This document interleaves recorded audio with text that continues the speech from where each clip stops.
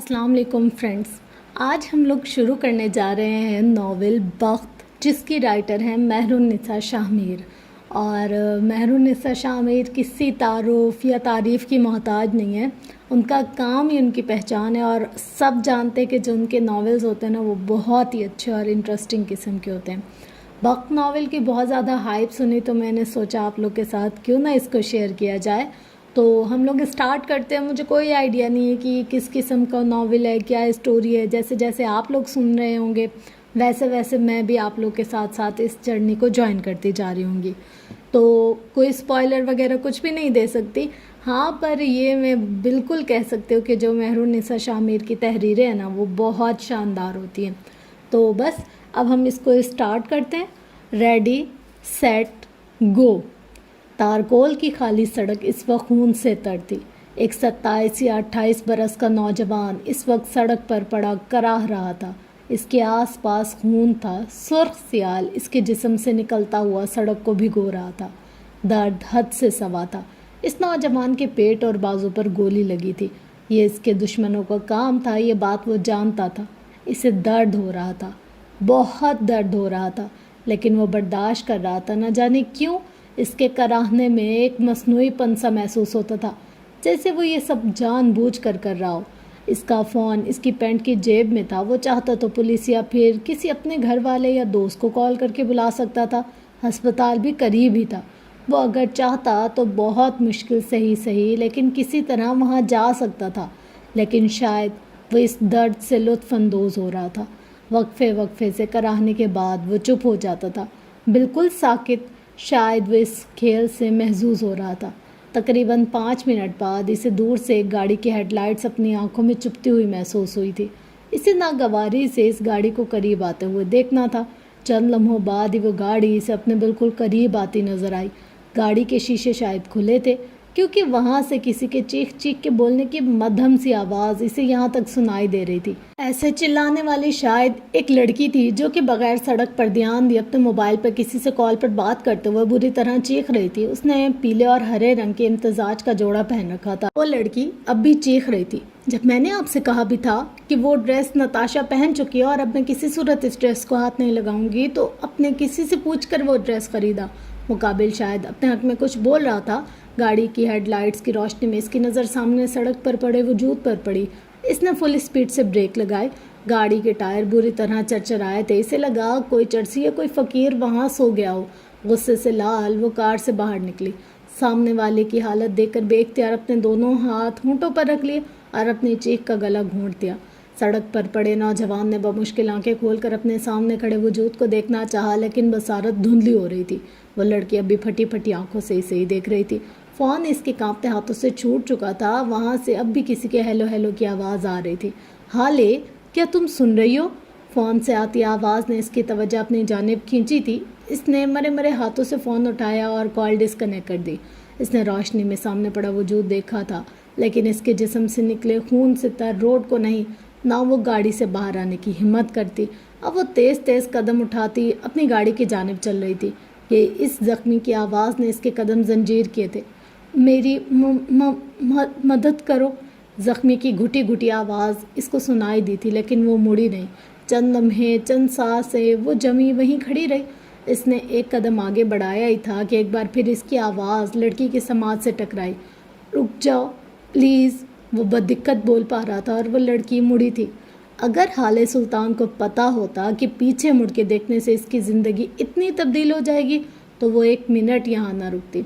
वो कदम कदम चलती इसके करीब आ चुकी थी और अब घुटनों के बल इसके करीब बैठ चुकी थी और अपना चेहरा इसके करीब करके इससे इसकी हालत पूछ रही थी। इस ज़ख्मी हालत में भी इसकी आंखों में तहीर उतर आया था। रात के इस पहर ये लड़की एक ज़ख्मी को देख कर यहाँ से भाग क्यों नहीं गई? इसके आवाज़ देने पर रुक क्यों गई? इस लड़की के यहाँ आने से पहले एक बाइक और एक गाड़ी गुजरी थी, लेकिन एक ज़ख्मी को देखकर वो लोग भाग खड़े हुए, कहीं इनके गले ही ना पड़ जाए। और ये लड़की अपने कंधे झंझोड़े जाने पर इसे एहसास हुआ कि वो इससे कुछ पूछ रही थी। तुम कौन हो? क्या हुआ है तुम्हें? क्या मैं तुम्हारे घर वालों को कॉल करूं? नंबर बताओ मुझे अपना, तुम सुन रहे हो मुझे? वो इसको बोलने का मौका दिए बगैर अपनी कहे जा रही थी। या अल्लाह, मैं क्या करूं? वो बड़बड़ाई थी। सुनो, तुम कुछ बोलोगे तभी तो मैं तुम्हारी हेल्प करूंगी। बोलो भी। اب وہ جھنجھلائی تھی اس کی خاموشی سے۔ میرا کوئی نہیں ہے۔ تبھی زخمی وجود کی سرد سی سرگوشی اس کے کانوں سے ٹکرائی۔ اسے بے اختیار خوف محسوس ہوا تھا۔ کیا میں اس سے ہمدردی کر کے غلط تو نہیں کر رہی؟ اسے اپنے خیالوں سے اس زخمی کی آواز نے نکالا۔ کیا آپ مجھے ہسپتال لے جائیں گی؟ اب جینا چاہتا ہوں۔ یہ الفاظ کہتے ہوئے وہ خود حیران تھا۔ تھوڑی دیر پہلے تک وہ یہاں سسک کر مرنے کو تیار تھا اور اب وہ زندہ رہنا چاہتا تھا۔ لیکن کیوں؟ اس لڑکی کو دیکھتے ہی اس نے زندہ رہنے کا فیصلہ کیوں کر لیا؟ ایک گاڑی والے اور بائک والے کو اس نے کیوں چپ چاپ گزر جانے دیا؟ اگر اسے جینا ہی تھا، وہ اتنا کمزور تو نہیں تھا کہ کسی سے مدد کے لیے یوں منت کرتا، وہ بھی ایک لڑکی سے۔ دیکھو، میرے ساتھ کوئی چالاکی کی تو جان سے مار دوں گی تمہیں، سمجھے؟ ہیلپ کر رہی ہوں، محسن ہوں تمہاری۔ دھوکہ دیا تو دیکھ لینا۔ ویسے کرنی تو نہیں چاہیے تمہاری مدد، لیکن کیا کروں، اتنا بڑا دل ہے میرا۔ اس کی بات پہ بے اختیار وہ باہر آیا۔ اب وہ اس کو اٹھنے کا کہہ رہی تھی۔ درد کو برداشت کرتے وہ بمشکل اٹھنے کی کوشش کرنے لگا۔ اس لڑکی نے اس نوجوان کو اٹھنے میں مدد کی۔ وہ کھڑا ہو چکا تھا، لیکن اتنی سی کوشش میں مقابل بری طرح ہانپ چکی تھی۔ اللہ، کیا کھاتے ہو تم؟ وہ ہانپتے ہوئے بولی تھی، اور اب وہ اس کا بازو اپنے کندھے پر ڈال کر اس کو گاڑی تک لے جا رہی تھی۔ اس سارے وقت میں وہ زخمی چپ رہا تھا۔ نوجوان کو پیسنجر سیٹ پر بٹھا کے اس نے گاڑی سٹارٹ کی تھی۔ نام کیا ہے تمہارا؟ لڑکی نے سوال کیا تھا۔ نوجوان ہنس و خاموش ہی تھا۔ میرا نام حال سلطان ہے، اب تم بتاؤ تمہارا نام کیا ہے؟ ساتھ ہی بڑبڑائی تھی۔ نخرہ تو دیکھو۔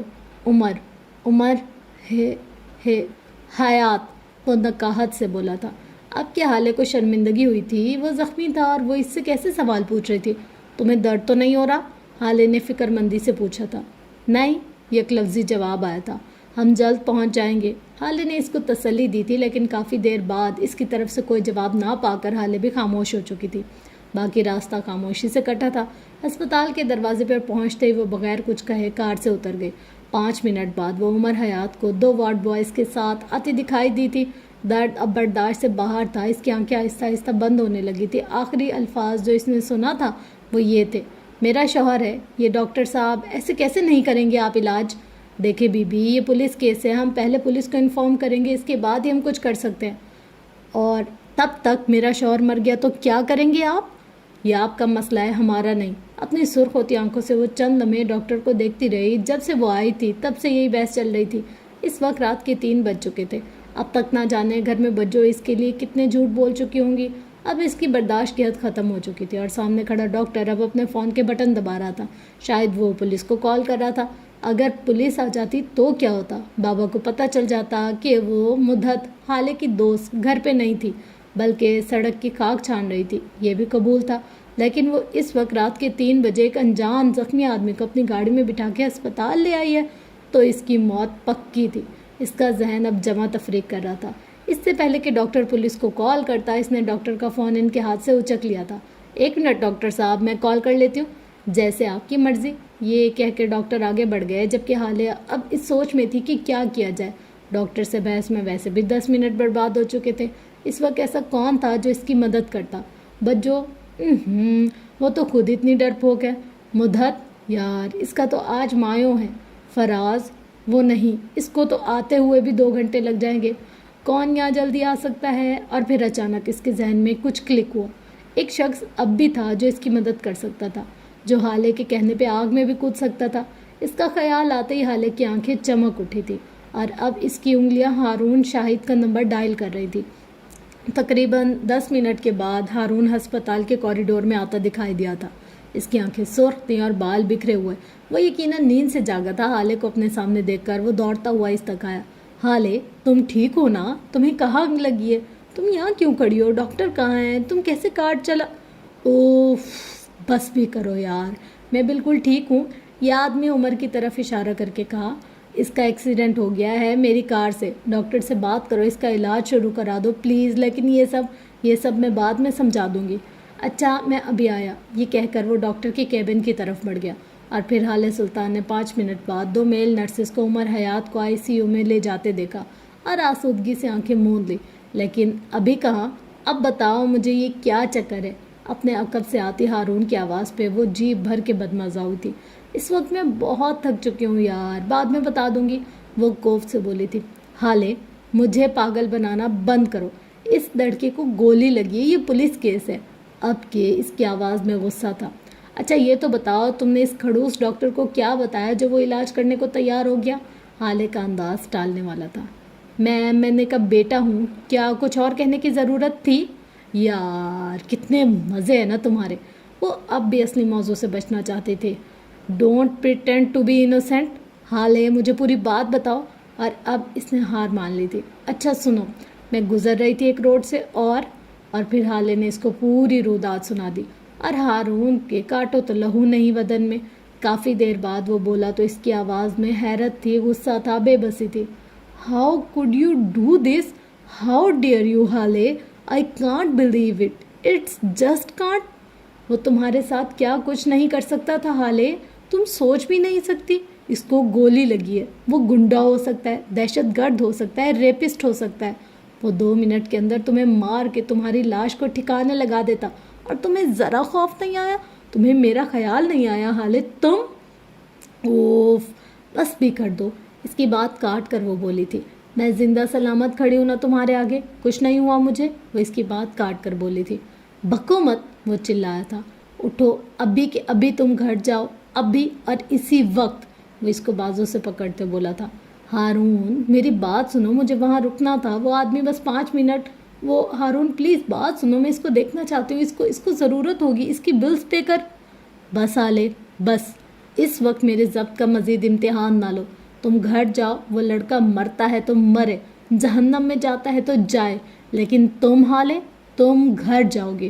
اور اب میں تمہاری زبان سے ایک لفظ نہ سنوں. ان کی بات ابھی آدھے میں ہی تھی جب انہوں نے ڈاکٹر کو ICU سے باہر آتے دیکھا. وہ دونوں اچھمبے سے ان کو اپنے قریب آتے دیکھ رہے تھے. دیکھیں پیشنٹ کا خون کافی بہہ گیا, آپ لوگ فوری طور پر بلڈ کا انتظام کر دیں. بلڈ گروپ کیا ہے اس کا؟ ہارون نے بے تاثر لہجے میں پوچھا. او نیگیٹو. آپ کو جلدی کرنا ہوگی, یہ ارجنٹ ہے, ان کو بلڈ کی سخت ضرورت ہے. اب کیا ہارون بھی پریشان ہو گیا تھا. کچھ بھی ہو وہ ایک انسان تھا, اتنا بے حس نہیں تھا کہ کسی کو مرتا دیکھے. آپ ارینج کر دیں, ہم پے کر دیں گے. ہارون نے حل نکالا. یہ ریئر بلڈ ہے, اس وقت ہم نہیں ارینج کر سکتے, آپ کو خود کچھ کرنا ہوگا. آپ دونوں میں سے کوئی بھی دے سکتا ہے جس کا بلڈ گروپ میچ ہو جائے. آپ کسی بلڈ بینک سے چیک کر لیں. ہارون نے ہمت نہیں آ رہی تھی. یہ سب آپ کا کام ہے. اس وقت ہسپتال کے بلڈ بینک میں صرف ایک ہی بوتل ہے اس گروپ کی, وہ ہم آپ کو تب دے سکتے ہیں جب آپ بدلے میں ایک بوتل ارینج کروا دیں. اور آپ کے پیشنٹ کی حالت کافی نازک ہے, آپ کے پاس 15 منٹ ہے, ہمیں بتا دیں جلدی. اس پورے وقت میں حالے بالکل پرسکون سی کھڑی رہی تھی. ڈاکٹر ہمیں بس 2 منٹ دیں, حالے مطمئن سی بولی تھی. ڈاکٹر واپس مڑ گئے. ہارون غور سے حالے کو دیکھ رہا تھا اور اگلے ہی لمحے وہ نفی میں سر ہلانے لگا. نہیں حالے, ایسا بالکل بھی نہیں ہوگا, اپنے ذہن سے یہ سوچ نکال دو. ہارون میرا اس کا بلڈ گروپ سیم ہے. وہ اب پرجوش سی تھی. بالکل بھی نہیں, میں خود جا کے اس کا گلا دبا دوں گا اگر تم نے ایسا کچھ سوچا بھی تو. تم نہیں دو گی خون, سمجھے تم؟ میں یہ نہیں کرنے دوں گا. یار یہ ایک ایڈونچر ہوگا, سمجھو تو صحیح. میں نے آج تک بلڈ ڈونیٹ نہیں کیا, مجھے فیل کرنے دو, دیکھنا چاہتی ہوں کیسا محسوس ہوتا ہے کسی کو اپنا خون دے کر. ہرگز نہیں, یہ نہیں ہوگا. میں پتہ کرتا ہوں, کسی بلڈ بینک سے ارینج کر لوں گا. وہ اب چڑھ کر بولا تھا. حالے نے چند لمحے اس کی آنکھوں میں دیکھا تھا. ہارون بے بسی سے اس کو دیکھتا رہا اور پھر ہارے ہوئے انداز میں گردن جھکا دی. وہ اپنی بات منوانا جانتی تھی. I hate you for this. وہ دبا دبا سا چلایا تھا. حالے نے گویا سنا ہی نہیں. حالے نے ڈاکٹر سے بات کر لی تھی. کچھ ضروری ٹیسٹ کے بعد اب وہ ایک بیڈ پر لیٹی تھی. ایک 30-32 سالہ مسیح نرس اس کی کلائی پر کینولا فکس کر رہی تھی. وہ جتنی مطمئن تھی ہارون اتنا ہی بے چین. آرام سے لگاؤ, تم نے تو بازو سرخ کر دیا ہے اس کا. وہ نرس کو جھڑک رہا تھا. سر آپ لگا لیں اگر اپنی بہن کی اتنی فکر ہو رہی ہے. وہ نرس شدید خوف زدہ نظر آتی تھی. حالے نے اپنی مسکراہٹ دبائی تھی. تم مجھے سکھاؤ گی؟ بہن نہیں ہے یہ میری, سمجھی تم؟ اپنا کام کرو, لوگوں کے رشتے نہ بنانے لگ جایا کرو. شوہر تو ان کے اندر ہیں, بھائی ہی ہوں گے نا آپ مجھے سکھا رہے ہیں جیسے 10 سال یہاں میں نے جھک ماری ہو. وہ اب بھی جلی کٹی لگتی تھی. میں تمہاری شکایت کر دوں گا ہسپتال کی انتظامیہ سے. 2 منٹ کے اندر یہاں سے غائب ہو جاؤ ورنہ اس جاب سے ہاتھ دھو لوگی تم. وہ بڑبڑاتی ہوئی وہاں سے نکل گئی. جیسے جیسے خون کی بوتل بھرتی جا رہی تھی ہارون کا دل بیٹھتا جا رہا تھا. یہ بہت زیادہ بھر گئی ہے, اب کیا سارا خون نکال لیں گے نرس؟ چلو اب اس کو ہٹا دو, ابھی تم لوگ کا سائی ہی بن گیا. ہارون پلیز تم چپ کر کے نہیں بیٹھ سکتے؟ حالے کو کوفت ہوئی تھی لیکن جواب نہ ڈاٹ. یہ بھی ایک انداز تھا کہ وہ ناراض ہے. اس سے قریب 1 گھنٹے بعد ہارون تنے ہوئے تاثرات کے ساتھ حالے کے ساتھ چلتا ہوا اپنی کار تک آیا۔ حالے کو کار میں بٹھانے کے بعد وہ ڈرائیونگ سیٹ پر آ کر بیٹھا تھا اور حالے بھی خاموشی سے بیٹھ چکی تھی۔ اس کا دل چاہ رہا تھا ہاتھ بڑھا کر میوزک ہی آن کر دے، لیکن خود پر جبر کیے بیٹھی رہی۔ میوزک کے بغیر اس کا 1 منٹ بھی نہیں گزرتا تھا۔ کجا کے اتنا لمبا سفر۔ کافی دیر خاموشی چھائی رہی۔ اس کے بعد ہارون نے بولنا شروع کیا۔ میں نے شام تمہیں کال کی تھی، تم نے کہا تم مدت کے گھر رکو گی رات، اور رات کے 3 بجے تم مجھے کہتی ہو کہ تمہارا ایکسیڈنٹ ہو گیا۔ میں مرنے والا ہو گیا تھا یہ سن کے حالے یہاں آ کے مجھے کیا دیکھنے کو مل رہا ہے کہ حالے بی بی ایک انجان آدمی کو اپنا شوہر کہہ کے اس کا علاج کرا رہے ہیں، اور پھر اس کو بلڈ بھی ڈونیٹ کرنا ہے۔ بی بی کیا کچھ اندازہ ہے تمہیں؟ اگر وہ لڑکا کچھ کر دیتا یا پھر پولیس آ جاتی، چلو وہ بھی چھوڑو، ہسپتال میں کوئی اکیلی لڑکی سمجھ کے کچھ کر دیتا، حالے ہر کوئی بھروسے کے قابل نہیں ہوتا۔ تمہیں پتہ ہے پورا راستہ تمہارے سلامتی کی دعا کرتا آیا ہوں میں، اور تم؟ اچھا اب بس کرو اور میری سنو۔ حالے جیسے بور ہو چکی تھی اس تقریر سے۔ میں نے جب اس کو سڑک پر دیکھا پہلے میں واقعی ڈر گئی۔ تم سب کا خیال بھی آیا، یہ بھی سوچا کہ وہ میرے ساتھ برا کر سکتا ہے، لیکن صرف 2 منٹ کے لیے میں نے خود کو اس کی جگہ پر رکھا اور بس میں نے اس کی مدد کرنے کا فیصلہ کر لیا، اور بلڈ ڈونیٹ کرنا ثواب ہے۔ اور اب اگر تم نے ایک لفظ بھی کہا تو میں کار سے اتر جاؤں گی اور آئندہ کبھی تمہاری مدد کے لیے کبھی کال نہیں کروں گی۔ اچھا بس۔ اب وہ اس کی بات کاٹتے ہوئے بولا تھا، زیادہ جھانسی کی رانی بننے کی ضرورت نہیں ہے۔ بڑھیا آئی، تمہیں پتہ ہے آئی ایم اسٹل شاکڈ یار، تم اس کا خون دیکھ کے بھی نہیں ڈری۔ اب تم چپ کرو گے یا میں یہاں سے کود جاؤں؟ اچھا ریلیکس، یہ بتاؤ اب اس کا کیا کرنا ہے؟ کیا مطلب کیا کرنا ہے؟ اس کا علاج ہوگا اور وہ چلا جائے گا جہاں سے آیا تھا۔ تم نے اس کی بلز تو کلیئر کر دیے نا؟ اتنا بھی کنگال نہیں ہوں۔ اس کی بات پر وہ ہلکا سا ہنسی تھی۔ اسے ہنستے دیکھ کر ہارون بھی مسکرا دیا۔ کہاں چھوڑوں، اپنے گھر یا مدت کے گھر چھوڑ دو، اس وقت جاؤں گی، برا نہیں لگے گا؟ آج ساری رات جاگنے کا ارادہ تھا، وہاں تو کوئی مسئلہ نہیں ہوگا، ابھی تک سب شوگر لگا رہے ہیں، میں نے میسج کر کے پوچھ لیا۔ تم ویک تو نہیں فیل کر رہی نا؟ نہیں میں ٹھیک ہوں، انرجی ڈرنک کام کر دکھا رہی ہے۔ ویسے تم نے اس کو اپنا شوہر کیوں کہا؟ ابھی تک دل جل رہا ہے میرا، وہ اپنے چہرے کے زاویے بگاڑ کر بولا تھا۔ وہ ہینڈسم ہی اتنا تھا؟ حالے مسکراہٹ دبا کے بولی تھی۔ بدلے میں ہارون نے اس کو گھوری سے نوازا تھا۔ بکو مت یار، میں کیا بولتی، مجھے پتا تھا وہ اس کو ایسے ایڈمٹ نہ کرتے، کبھی بیچارہ بہت زخمی تھا، رحم آ گیا مجھے۔ اتنے میں وہ مدت کے گھر پہنچ چکے تھے۔ کل آنا مہندی پہ، اوکے؟ تم نے آج بہت غلط کیا ہے، میں اس بارے میں تم سے کل بات کروں گا، معاف نہیں کیا میں نے۔ اندر جاؤ، اب صبح لینے آؤں گا میں، بائے۔ اچھا صبح وقت پہ آ جانا، ہسپتال چلیں گے، میں اس کو دیکھنا چاہتی ہوں، میں ٹانگیں توڑ دوں گا، وہ غرایا تھا۔ اچھا دیکھ لوں گی، تمہیں صبح 10 بجے آ جانا۔ اور پھر بغیر اس کی کوئی بات سنے حالے گیٹ کے اندر چلی گئی۔ وہ بھی ٹھنڈی سانس پڑتا گاڑی میں جا بیٹھا۔ اب یہ تو طے تھا کہ صبح 10 بجے ہارون شاہد آئے گا اور حالے کو لے کر ہسپتال جائے گا۔ فجر کی اذان بلند ہو چکی تھی۔ اذان کی آواز سن کر وہ کلمہ پڑھتی اٹھ بیٹھی تھی۔ پیروں میں سلیپر اڑس کر وہ وضو کرنے واش روم میں بند ہو چکی تھی۔ تھوڑی دیر بعد وہ باہر نکلی تو اس کے چہرے سے پانی کے شفاف قطرے ٹپک رہے تھے۔ اس نے جائے نماز بچھائی اور سنت کی نیت باندھ لی۔ تھوڑی دیر بعد جب اس نے دعا کے لیے ہاتھ اٹھائے تو اس کے چہرے پر ایک الگ ہی مسکراہٹ تھی۔ یا اللہ، وہ شخص جو میرے دل کا چین ہے، اسے جلدی میرے سامنے لے آ۔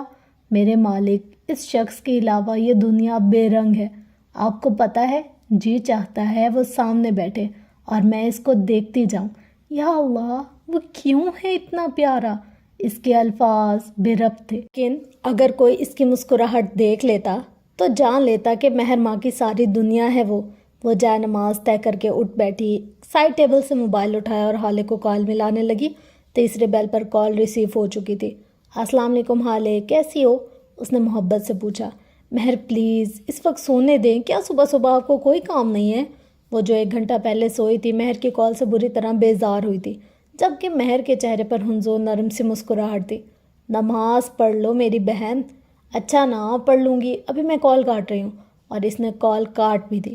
مہر نے مسکرا کر سر کو نفے میں ہلا دیا اور زیر لب کہا، یہ نہیں سدھرے گی، اور پھر ناشتہ بنانے چل دی۔ دوسری طرف حالے کی نیند خراب ہو چکی تھی۔ وہ تب تک اذان کو نظر انداز کرتی تھی جب تک اماں یا مہر میں سے کوئی نماز پڑھنے کا نہ کہہ دے۔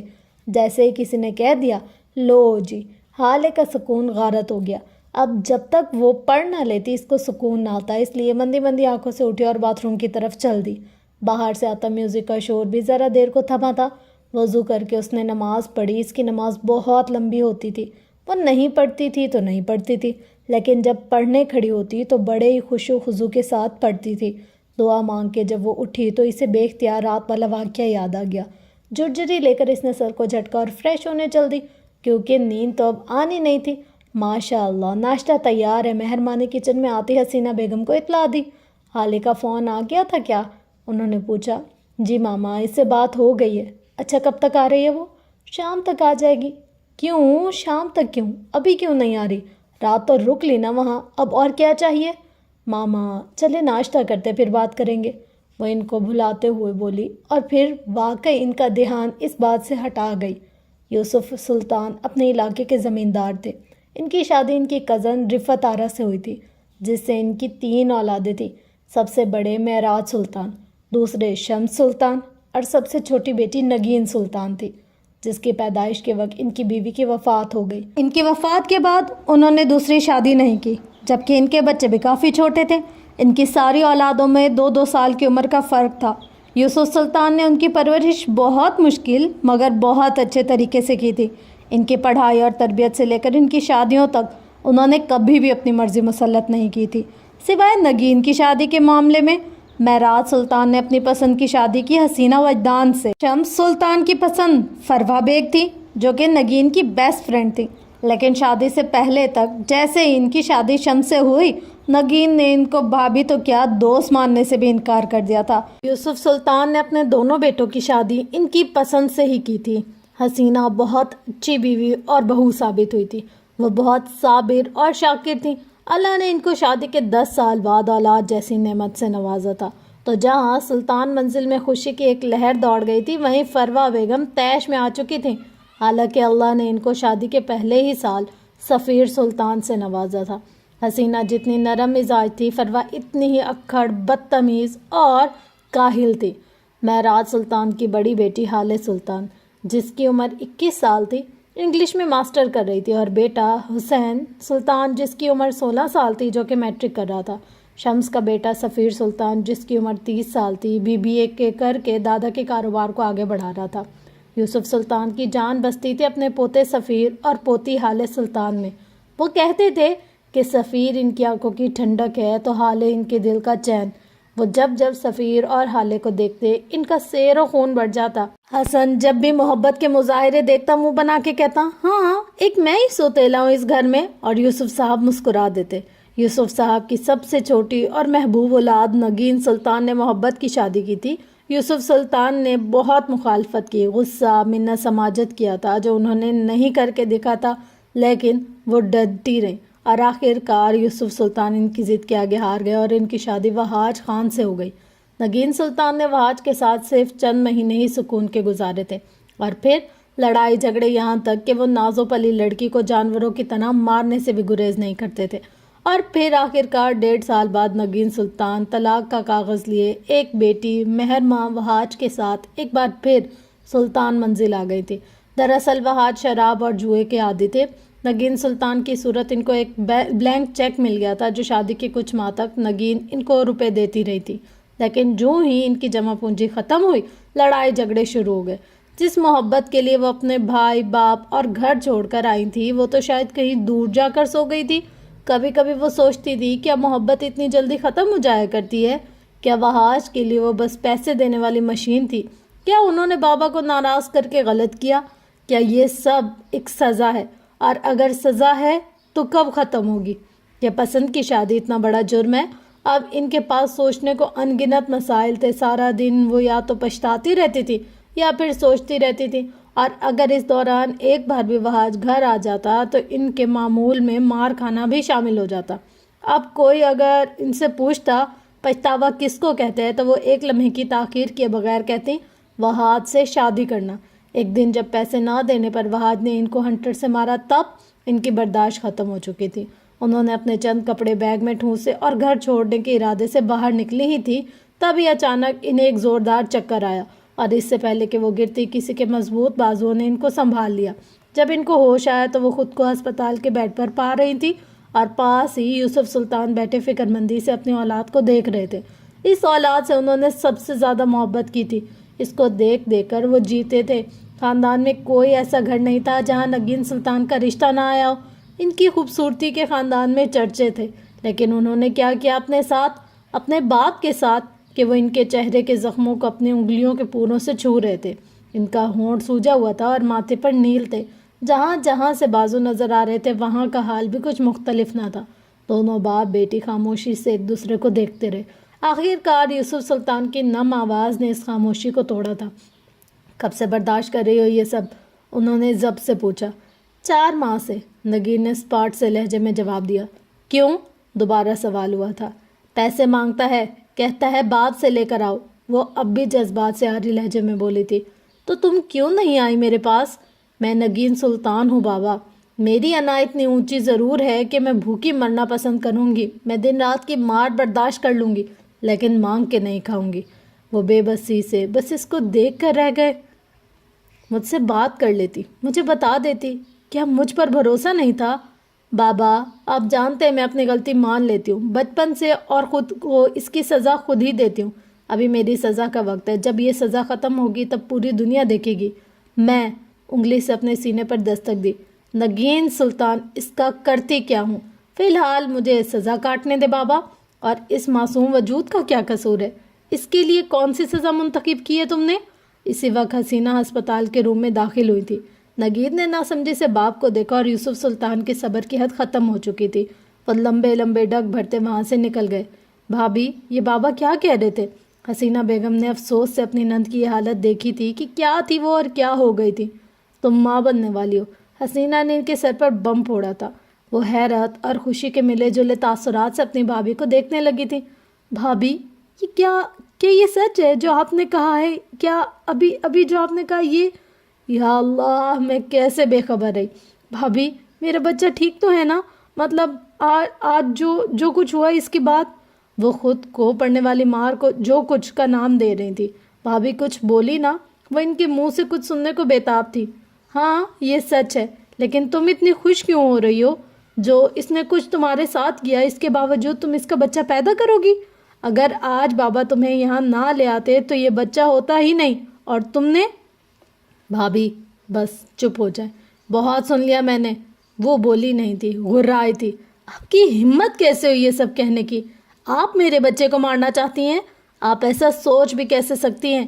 یہ خون ہے میرا، اور اگر کسی نے بھی اس کو نقصان پہنچانے کی کوشش کی بھی تو میں بھول جاؤں گی میرا اس سے کیا رشتہ ہے۔ اور یہاں ان کی آواز کانپی تھی، غصے سے، بے بسی سے۔ حسینہ بیگم کو خود بھی احساس ہو گیا تھا کہ وہ کیا کہہ بیٹھی ہیں۔ I'm sorry، مجھے یہ نہیں کہنا چاہیے تھا، حسینہ بیگم نے شرمندگی سے کہا تھا اور کمرے سے باہر چلی گئیں۔ اس کے بعد بابا کے لاکھ منع کرنے، بھائیوں کے لاکھ دلاسوں کے باوجود وہ ایک پل کو وہاں نہیں رکی۔ گھر آ کے انہوں نے وہاج کو سب بتا دیا۔ وہ بہت خوش ہو گئے تھے۔ انہوں نے نگین کو مارنا چھوڑ دیا تھا، اس کا خیال رکھنے لگے تھے۔ وہ ان سے اتنی محبت کرتے تھے کہ وہ خود حیران تھی کہ کیا یہ چند ماہ پہلے والا وہاج ہے؟ دن سکون سے گزر رہے تھے، وہاج نے ان سے لڑنا تک چھوڑ دیا تھا۔ وہ بس اس دنیا میں آنے والے وجود کے لیے دیوانہ ہوئے جا رہا تھا۔ زندگی ایک دم پرسکون ہو گئی تھی۔ یوسف سلطان اس دن اپنے دونوں بیٹوں اور داماد کے ساتھ شہر سے باہر کسی مذہبی اجتماع میں شرکت کرنے کے لیے گئے تھے جب نگین کے یہاں بچے کی پیدائش کا وقت قریب آ گیا تھا۔ حالانکہ ابھی کچھ دن باقی تھے۔ حسینہ نے وہاج کو کال کر کے سب بتایا۔ ان کے ہاتھ پیر پھولنے لگے۔ وہ جلد از جلد اپنی بیوی کے پاس اس مشکل وقت میں پہنچنا چاہتے تھے، لیکن اس وقت نگین کو ہسپتال لے جانا زیادہ ضروری تھا۔ انہوں نے حسینہ بیگم سے کہہ دیا کہ وہ نگین کو ہسپتال لے جائیں، وہ جلدی پہنچ جائیں گے۔ یوسف سلطان اور ان کے دونوں بیٹے بھی از حد پریشان ہو چکے تھے، کیونکہ اس وقت گھر میں صرف نگین اور حسینہ تھے۔ وہ سب اسی وقت گھر کے لیے روانہ ہو چکے تھے۔ حسینہ بیگم نے بہت مشکل سے نگین کو سنبھالا تھا۔ فربا بھی گھر پر نہیں تھی۔ ان کے بھائی کی بیوی کا ایکسیڈنٹ ہو گیا تھا، وہ بھی ہسپتال میں تھی۔ انہوں نے اپنی بھابھی کو بھی اسی ہسپتال آنے کا کہا۔ حسینہ کو یہ مشورہ درست لگا تھا۔ انہوں نے فوری طور پر ایمبولینس کو کال کی اور ان کو لے کر ہسپتال آ گئی تھی۔ آدھے گھنٹے بعد یوسف سلطان کو 2 خبریں ملی۔ نگین کے یہاں بیٹی ہوئی تھی اور فروا بیگم کی بھابھی اس دنیا سے جا چکی تھی۔ فروا پہ تو گویا آسمان ٹوٹ پڑا تھا۔ 2 ماہ پہلے ان کے بھائی ایک دھماکے میں شہید ہو چکے تھے، اور اب بھابھی، ماں باپ تو ان کی شادی کے کچھ عرصے سے بعد وفات پا گئے تھے۔ بھائی 2 ماہ قبل جگر کے عارضے کی وجہ سے فوت ہو گئے تھے۔ ان کے بھائی اپنی بہن پر جان دیتے تھے، ان کی بھابھی بھی بہت اچھی ثابت ہوئی تھی۔ فروا کا غم بہت بڑا تھا۔ سلطان منزل کے سب مکینوں نے فروا کی ہر طرح سے دلجوئی کی تھی۔ وقت پر لگا کے اڑ رہا تھا اور وہاج اور نگین کو تو مہرماں کی صورت ایک نئی زندگی مل گئی تھی۔ یوسف سلطان کے اندیشے بھی کم ہو گئے تھے۔ نگین کو خوش دیکھ کر وہ بھی خوش ہو گئے تھے۔ گو کہ انہوں نے وہاج کو معاف نہیں کیا تھا، لیکن اپنی بیٹی کی خوشی میں خوش تھے۔ اور پھر 4 ماہ بعد نہ جانے ایسا کیا ہوا تھا کہ نگین طلاق کا داغ سر پر سجا کر اپنا سب کچھ لٹا کے باپ کے در پر آن پڑی۔ یوسف سلطان یہ صدمہ برداشت نہیں کر سکے تھے۔ ان کو ہارٹ اٹیک ہوا تھا لیکن وہ بچ گئے تھے۔ نگین کو اس حادثے کے بعد چپ سی لگ گئی تھی، نہ ہنستی تھی نہ بولتی تھی، کئی گھنٹے چپ چاپ پڑی رہتی تھی۔ کوئی 1000 دفعہ بھائی اور بھابھیوں نے طلاق کی وجہ پوچھی تھی لیکن ان کو چپ تھی کہ ٹوٹتی نہیں تھی۔ مہر ماں کو حسینہ بیگم نے اپنے آغوش میں لے لیا تھا، وہ ان کو ماما کہتی تھی۔ اسی طرح 8 سال گزر گئے۔ اسی وقت میں اللہ نے حسینہ بیگم کو حال سلطان سے نوازا تھا، لیکن ان کی محبت مہر ماں سے کم ہونے کے بجائے اور بڑھ گئی تھی۔ یہی حال فروا کا بھی تھا۔ انہوں نے بھی مہر ماں کو بالکل سفیر جیسا پایا تھا۔ ان کو جتنی نفرت نگین سے تھی، اس سے کہیں زیادہ محبت مہر سے تھی۔ ان 8 سالوں میں بھی نگین کی چپ کا روزہ نہ ٹوٹا تھا، البتہ وہ حالے کو اپنی گود میں لے کر گھنٹوں اس سے باتیں کرتی تھی۔ اسی طرح ایک دن حالے کو سخت بخار ہو گیا تو حسینہ بیگم کے ہاتھ پیر پھولنے لگے تھے، کیونکہ معراج گھر پر نہیں تھے اور شمس اور یوسف صاحب حج پر گئے ہوئے تھے۔ بھابھی کی حالت دیکھتے ہوئے نگین نے حالے کو اٹھایا اور ڈرائیور کو گاڑی نکالنے کا کہا۔ حسینہ حیرت سے ان کی کارروائی دیکھ رہی تھی۔ ان 8 سالوں میں نگین ایک بار بھی گھر سے باہر نہیں نکلی تھی۔ خیر، اپنی حیرت کو جھٹکتی وہ بھی ان کے ساتھ ہسپتال کی جانب چل دیں۔ حالے کا چیک اپ ہو گیا اور اب وہ 2 سالہ حالے پھپھو کی گود میں گاڑی میں تھوڑی دور گئی تھی کہ بری طرح سے ٹریفک میں پھنس چکی تھی۔ آدھے گھنٹے وہاں پھنسے رہنے کے بعد اچانک حالے کی نظر سڑک کے پار بلی کے بچوں پر پڑی تھی۔ سفید اور بھورے پیارے سے بلی کے بچے، اور اس نے ان کی طرف اشارہ کر کے رونا شروع کر دیا تھا۔ حالے بہت ضدی تھی، وہ کبھی بھی اس طرح چپ نہ ہوتی۔ ٹریفک جام تھا، اس لیے حسینہ بیگم نے ڈرائیور سے ایک بلی کا بچہ اٹھا کر لانے کو کہا، لیکن نگین نے اچانک سے کہہ دیا کہ وہ خود جا کر لے آئے گی۔ اپنی حالے کے لیے پہلے تو حسینہ بیگم نے روکنا چاہا، لیکن پھر کچھ سوچتے ہوئے چپ چاپ انہیں جانے دیا۔ یہ شاید ان کی زندگی کی سب سے بڑی غلطی تھی۔ نگین نے حالے کو حسینہ بیگم کو تھمایا اور سڑک کی اس طرف چلی گئی، ایک پیارے اور سب سے چھوٹے بچے کو لے کر۔ جو ہی سڑک مڑی، اسی وقت ٹریفک چل پڑی۔ وہ گاڑی کی کھڑکی سے جھانکتی مسکراتی ہوئی حالے کو دیکھ کر خود بھی مسکراتی ہوئی گاڑی کی جانب آ رہی تھی کہ اچانک ایک تیز رفتار ٹرک آئے اور ان کو کچلتا ہوا چلا گیا۔ حسینہ بیگم چند لمحے پھٹی پھٹی آنکھوں سے یہ منظر دیکھتی رہیں۔ ڈرائیور تب تک نیچے اتر کر بھاگتے ہوئے حادثے کی جگہ سے پہنچ چکا تھا۔ اب وہ شاید ایمبولینس کو کال کر رہا تھا۔ انہوں نے وہاں سے اٹھنے کی کوشش کی، لیکن ان کا جسم ہلنے سے انکاری تھا، اور پھر کانپتے ہاتھوں سے انہوں نے گاڑی کا دروازہ کھولا اور اندھا دھند بھاگتے ہوئے نگین تک پہنچی تھی۔ لوگوں کے رش کو چیرتے ہوئے وہ اب ان کے پاس پہنچ چکی تھی۔ گھٹنوں کے بل ان کے قریب بیٹھ کے وہ اب نگین سے کچھ کہہ رہی تھی۔ اب وہ ان کا چہرہ اپنے گھٹنے پر رکھ کر ان کو اٹھانے کی کوششیں کر رہی تھی۔ ان کی آنکھوں سے آنسو گر رہے تھے، وہ رو رہی تھی، بے تحاشا رو رہی تھی۔ بھابھی، نگین سلطان کی ٹوٹی پھوٹی آواز سنائی دی۔ جی بھابھی کی جان، میں تمہیں کچھ نہیں ہونے دوں گی، تم اٹھو، ہمت کرو۔ اتنے میں ایمبولینس کی آواز بھی قریب آنے لگی۔ ایمبولینس کب آئی، نگین کو کب اس میں ڈالا گیا، حالے کہاں تھی، ڈرائیور ان سے کیا کہہ رہا تھا، ان کو کچھ پتہ نہیں تھا۔ ان کو کچھ سمجھ نہیں آ رہا تھا۔ وہ رو رہی تھی اور بس رو رہی تھی۔ آپ سب پوچھتے تھے نا کہ اس نے مجھے کیوں طلاق دی؟ وہ بہت تکلیف سے بول پا رہی تھی۔ جیسے وہ ایمبولینس میں آ کے بیٹھی تھی، ان کو نگین سلطان کی ٹوٹی پھوٹی آواز حواسوں میں لائی تھی۔ نگین، میرا بچہ، چپ رہو، بس مجھے کچھ نہیں سننا، تم ٹھیک ہو جاؤ گی۔ بھابھی، اس نے کہا۔ وہ توڑ توڑ کر الفاظ ادا کر رہی تھی۔ اب وہ بلا ارادہ اپنا چہرہ نگین کے پاس لے کر آئی تھی۔ بھابھی، آج پل مجھے بولنے دیں۔ وہ تکلیف اور بے بسی سے لفظوں کو توڑ توڑ کر ادا کر رہی تھی۔ اچھا، میں سن رہی ہوں میرا بچہ، میں سب سنوں گی، اس نے کہا کہ، اور اگلے 2 منٹ نگین سلطان مسلسل بولی تھی اور حسینہ کو اپنے چند لمحے قبل بولے گئے الفاظ پہ جی بھر کے پچھتاوا ہوا تھا۔ میں تمہیں سنوں گی۔ نگین سانس لینے کے لیے رکی تھی۔ نگین سلطان نے گویا حسینہ کی روح نکال دی تھی۔ وہ الفاظ نہیں، کوڑے تھے جو حسینہ بیگم کو لگے تھے۔ نگین، چپ ہو جاؤ، وہ خدا کے لیے، حسینہ بدقت بول پائیں، لیکن نگین نہیں سن رہی تھی، وہ بس بول رہی تھی۔ اتنے میں وہ ہسپتال پہنچ چکے تھے۔ حسینہ کا دل چاہا کہ وہ نگین کے منہ پر ہاتھ رکھ کر اس کو چپ کروا دے، لیکن انہیں اپنے ہاتھ بے جان محسوس ہوئے تھے۔ میں کیا بتاتی بھابھی؟ نگین اب بھی بول رہی تھی، لیکن وہ بول نہیں رہی تھی۔ ایک پگھلا ہوا سیسا تھا جو وہ آج اپنی بھابھی کے کانوں میں انڈیل رہی تھی، اور پھر وہ چپ ہو گئی تھی۔ نگین سلطان چپ ہو گئی تھی، شاید ہمیشہ کے لیے۔ 6 سال انہوں نے اس پل کا انتظار کیا تھا کہ نگین ان کو کچھ بتا دے، لیکن آج بے سدھ۔ آج ان کی خواہش پوری ہوئی تھی، لیکن کیا انہوں نے یہ چاہا تھا کہ انہیں یہ سب اس طرح پتہ چلے؟ نگین سلطان کی آنکھیں بند ہو چکی تھی۔ آخری لفظ جو انہوں نے کہا تھا وہ میری بیٹی۔ کوئی اب نگین کو اسٹریچر پر لٹا رہا تھا، کوئی ان کو دلاسا دے رہا تھا، کوئی ان سے ان کے گھر کے کسی مرد کا نمبر پوچھ رہا تھا، لیکن ان کو کوئی آواز سنائی نہیں دیتی تھی۔ ان کو لوگوں کے بس ہونٹ ہلتے معلوم ہو رہے تھے۔ ایک آواز تھی جو اب کانوں میں گونج رہی تھی۔ حادثے کی جگہ سے کچھ مرد اور عورتیں ان کے ساتھ ہسپتال تک آئے تھے، اکیلی عورت سمجھ کر۔ ابھی اس نے کہا، اور بس اس آواز کے بعد کوئی آواز آتی ہی نہیں تھی۔ نگین کی سوا کچھ سنائی ہی نہیں دیتا تھا۔ لوگ ان کو تسلی دے رہے تھے، ان کی عزیز نن ٹھیک ہو جائے گی، لیکن حسینہ کو نہ جانے کیوں یہ لگا تھا کہ آج کے بعد وہ نگین کی آواز نہیں سن پائیں گے۔ جاتے جاتے تم نے یہ مجھے کس راز سے آشکار کر دیا، انہوں نے خود کو کہتے سنا تھا۔ حسینہ وجدان نہیں جانتی تھی کہ یہ راز انہیں چابک کی طرح اگلے کئی سال تک کھاتا رہے گا۔ چپ چاپ نگین کو ہسپتال لایا جا چکا تھا، لیکن ڈاکٹر نے ان کو دیکھتے ہی کہہ دیا تھا، وی آر سوری، شی از نو مور۔ اگر آپ تھوڑی دیر پہلے آ جاتی تو شاید کچھ ہو سکتا۔ جو 2 عورتیں ان کے ساتھ تھی وہ اب حسینہ بیگم کو سنبھال رہی تھی۔ مہراج سلطان کو ڈرائیور نے کال کر دی تھی۔ کون کون آیا، نگین اور ان کو کب گھر لایا گیا، ان کو کچھ یاد نہیں تھا۔ مہر ماں کہاں ہے، حالے کیوں رو رہی ہے، ان کو کچھ پتہ نہیں تھا۔ وہ ذہنی طور پر اب بھی اس سرد سی ایمبولینس میں نگین سلطان کو بولتے ہوئے سن رہی تھی۔ نگین کو گئے 10 روز ہو چکے تھے۔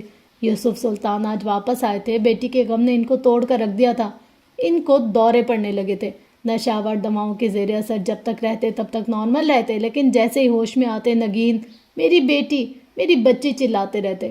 ہر آنے جانے والے سے پوچھتے، کیا تم نے میری بیٹی کو دیکھا ہے، میری نگین کو دیکھا ہے، کوئی اسے لا دو، کوئی میری بچی کو لا دو۔ کھانا پینا ترک کر دیا تھا۔ جب بھی کوئی کہتا یا سمجھاتا کہ نگین نہیں رہی تو ہذیانی انداز میں چیخنے لگتے، تم سب جھوٹے ہو، وہ کیسے مر سکتی ہے، میں نے اس کی لاش نہیں دیکھی، میں نے اسے دفنایا نہیں ہے، وہ نہیں مر سکتی، تم سب کے سب اس وحاج کے ساتھ ملے ہوئے ہو، اس نے میری بیٹی کو مجھ سے دور کیا ہے، اللہ غارت کرے اس کو، اللہ برباد کرے اس کو، میری بچی کو کھا گیا، اللہ اس کو چین نہ نصیب کرے، اللہ اس پر زمین تنگ کر دے۔ اسی طرح چیختے چلاتے بے ہوش ہو جاتے۔ مہراج اور شمس سلطان بھی غم سے چور تھے، لیکن ان کو بہادر بننا تھا، ان کو حوصلہ رکھنا تھا۔ وہ رو نہیں سکتے تھے، نہ بابا کی طرح بد دعا دے سکتے تھے کہ اپنا دل ہلکا کر سکتے۔ وہ اس غم کو اندر ہی اندر سہنے پر مجبور تھے۔ سفیر اور مہر بھی اس حادثے کے بعد سہن سے گئے تھے۔ وقت کا کام ہے گزرنا، اور وہ گزر جاتا ہے۔ کسی کے زخم بھنے یا ادھڑے، وقت کسی کے لیے نہیں رکتا۔ یوسف سلطان اب بہتر ہو رہے تھے، اور وجہ تھی حال سلطان، وہ ہو بہو نگین تھی۔ یوسف سلطان گھنٹوں اس میں اپنی نگین کو دیکھتے، اور اب تو یہ حالت تھی کہ اس کو دیکھے بغیر وہ کھانا تک نہ کھاتے تھے۔ حالیں ان کا مرہم تھی۔ وہیں وہ مہر کو نظر اٹھا کر بھی نہ دیکھتے تھے۔ جہاں وہ دکھ جاتی چپ چاپ وہاں سے چلے جاتے۔ وہ بولتی تو ہاں یا نہ میں جواب دیتے۔ ان کی حالت کے پیش نظر کسی نے بھی ان سے اس بارے میں بات نہیں کی۔ مہر کی پرورش کا ذمہ مکمل طور پر حسینہ اور معراج نے لے لیا تھا۔ اس کو اپنی بیٹی کی طرح پالا۔ حال میں واپس، تم نے حالے سے کال کر کے پوچھا وہ کب آ رہی ہے؟ ناشتے کے دوران یوسف سلطان نے معراج صاحب سے پوچھا تھا۔ جی بابا، پوچھ لیا تھا، وہ شام تک آ جائے گی، انہوں نے جواب دیا۔ نہیں، اس سے کہو یونیورسٹی جانے سے پہلے مجھ سے مل کے جائے۔ لیکن وہ نہیں آ سکتی بابا، اس نے کہا تھا کہ میرے معاملات میں دخل مت دیا کرو فروا۔ ان کی بات پوری ہونے سے پہلے ہی بابا کی نرم مگر دو ٹوک آواز سنائی دی تھی۔ معراج، تم سفیر کو کال کر کے پوچھو کب ہوگا اس کا کام مکمل، اور اس کو یہ بھی کہہ دو کہ ویکینڈ پر گھر چکر لگائے۔ بات ہوئی تھی میری بابا، اگلے مہینے تک ہو جائے گا سب کچھ۔ دراصل لیگل معاملات میں کچھ وقت تو لگ جاتا ہے، اور وہ پرسوں آ رہا ہے۔ اتنے میں معراج صاحب کا فون بجا اور وہ معذرت کرتے اٹھ گئے۔